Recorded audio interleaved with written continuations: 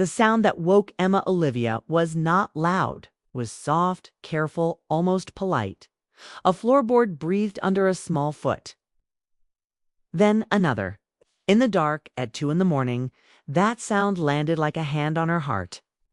She did not open her eyes. Right away. Emma lay still, listening, counting the seconds between her breaths. The house was quiet in the way only a late-night house could be. No cars outside. No TV murmurs. No voices from neighbors. Just the slow ticking of the clock and the faint hum of the heater. And then there it was again. A pause. A presence. Someone stood beside her bed. Her mind moved faster than her body. For half a second, fear flashed bright and sharp. Then a small hand touched the edge of the blanket, warm and familiar. "Mom," a voice whispered. It was Liam. Emma opened her eyes and turned her head. Moonlight slipped through the blinds, drawing pale lines across the room. Liam stood there in his pajamas, hair sticking up, eyes wide but steady. He wasn't crying. That detail mattered. "Hey," Emma said softly. Her voice was calm, trained by years of late nights and quiet fears. "Come here." Liam climbed onto the bed without a word. He moved carefully, as if trying not to wake the world. He lay on his side, leaving a small space between them, hands folded on his chest, like he was unsure what to do next. Emma pulled the blanket over him and rested her hand on his shoulder. His body was tense, not shaking, just tight. "Bad dream?" she asked. Liam shook his head once. "No." Emma frowned slightly. Liam usually came to her bed for bad dreams.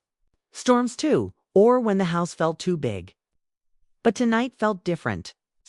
There was a weight in the room, something unspoken. She watched his breathing slow, then speed up again. "Can't sleep." She tried. Liam nodded, then stopped, then nodded again like he wasn't sure which answer fit. He stared at the ceiling, tracing shapes only he could see. Emma waited. She had learned that waiting mattered. Pushing never helped. Silence, when offered gently, invited truth. Minutes passed. Then Liam spoke. "Mom, yes. Do grown-ups get scared at night?" Emma swallowed. "Sometimes," she said honestly, "even when they don't say it. Yes." Liam turned his head and looked at her. His eyes were serious in a way that made her chest ache. Children weren't supposed to carry questions like this. Not at 8 years old. Not with that careful tone. "Are you scared?" he asked. Emma hesitated. The easy answer sat on her tongue. "I'm fine. Don't worry. Everything is okay." But the drawing from earlier that day flashed in her mind. The way Liam had looked at her when he brought it home from school. Quiet. Watching. "I get sad sometimes." She said instead, "But I'm okay." Liam nodded like he had expected that. He reached under his pillow and pulled out a folded piece of paper. The edges were worn from being opened and closed. "I made this," he said. Emma took it gently and unfolded it. It was a drawing done in crayons. Simple lines, bright colors. In the center was a woman with long hair. Her smile was careful but kind. Emma recognized herself right away. On one side stood a small boy holding her hand. Liam, on the other side, was empty space. No scribbles, no attempt to fill it. Above the picture, written in uneven letters, were the words, "So Mom doesn't feel alone." Emma felt the breath leave her lungs. Her fingers tightened around the paper. She looked at it again, then at Liam, then back at the drawing like, "It might change if she stared long enough."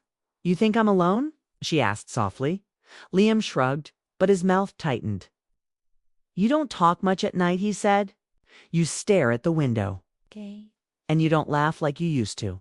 The words were simple. They landed hard. Emma turned onto her side and pulled Liam closer, pressing the drawing between them. She wrapped her arms around him, holding him, like she used to when he was smaller, when the world had first broken and neither of them knew how to name the pieces. "Oh, buddy," she whispered, "that's not your job." No, Liam said quickly. "But I want to." That was the moment Emma understood why he was there. He hadn't come because he was afraid of the dark. He'd come because he thought she was. The thought cut deeper than grief ever had. 3 years earlier, Emma's bed had felt full. Mark's side had been warm. There had been the sound of breathing that wasn't hers. Wait, presence. Then one phone call had turned everything quiet. Since then, nights had stretched long and thin. Emma had learned how to lie still, how to breathe without sound, to keep the ache from spilling into the day. She hadn't realized Liam had been watching. She pressed her cheek to his hair and closed her eyes. "I'm sorry," she said. "For what?" "For forgetting that you see me too." Liam relaxed in her arms. His body softened, the tension easing like a knot undone. They lay there together, the house holding its breath around them. Emma's mind drifted, pulled by memories she usually kept locked away. Mark laughing in this very bed. Mark reading stories to Liam with different voices. Mark promising he'd always be there, said so casually, like time owed them something. Emma opened her eyes and stared at the ceiling. Grief rose, familiar and heavy, but something else came with it tonight. A new understanding. She had been trying to protect Liam from her sadness. In doing so, she had hidden a part of herself so well that he thought she was disappearing. Liam shifted slightly. "Mom?" "Yes." "You don't have to be sad alone," he said. Emma let out a shaky breath. "I know." She brushed her thumb along his arm, slow and steady, until his breathing evened out. He fell asleep like that, trusting, unafraid. Kema did not sleep. She lay there, listening to the clock, feeling the weight of her son's words settle into her bones. She thought about how much time had passed. How many invitations she had declined. How many smiles she had practiced instead of felt. She had told herself she was being strong. But strength, she realized, wasn't about closing doors. It was about choosing which ones to open. Near dawn, when the sky began to soften, Emma carefully slid out from under Liam's arm and tucked the blanket around him. She kissed his forehead and stood at the side of the bed, watching him sleep. In the quiet light, the drawing rested on the nightstand. Emma picked it up one last time. "So Mom doesn't feel alone." She folded it carefully and slipped it in too, her pocket, carrying it with her as the day began. She didn't know yet what would change. She didn't know who might enter their lives or how, but she knew this much. Standing there in the early morning glow, the night Liam came to her bed was not just about comfort, it was a beginning. The morning after that night did not feel normal. It felt charged, like the air before a storm, except this storm wasn't loud. It was quiet and steady, and it followed Emma Olivia everywhere she went. She woke before the alarm, already thinking about the folded drawing in her purse. The house was still. Liam slept down the hall, one arm thrown over his pillow, peaceful again. Emma stood in the kitchen with a cup of coffee she barely tasted, staring out the window at a neighborhood that was slowly waking up. Dogs barked. A car passed. Life kept moving, as if something important hadn't shifted inside her. At work, Emma tried to focus, but her mind moved faster than her hands. Emails blurred. Conversations felt distant. She caught her reflection in a glass wall and paused. She looked the same early 40s, neat hair, tired eyes, but something underneath felt different, lighter, exposed. She left early that day. Guilt pushed her at first. Then something braver took over. Liam's school let out at 3. Waited near the fence, watching kids pour out like color and noise. When Liam spotted her, his face lit up, and he ran toward her without hesitation. That run open certain hit her harder than she expected. "Hey," she said, crouching too. His level. "Hey," he answered, smiling like he had nothing to worry about. They walked home together.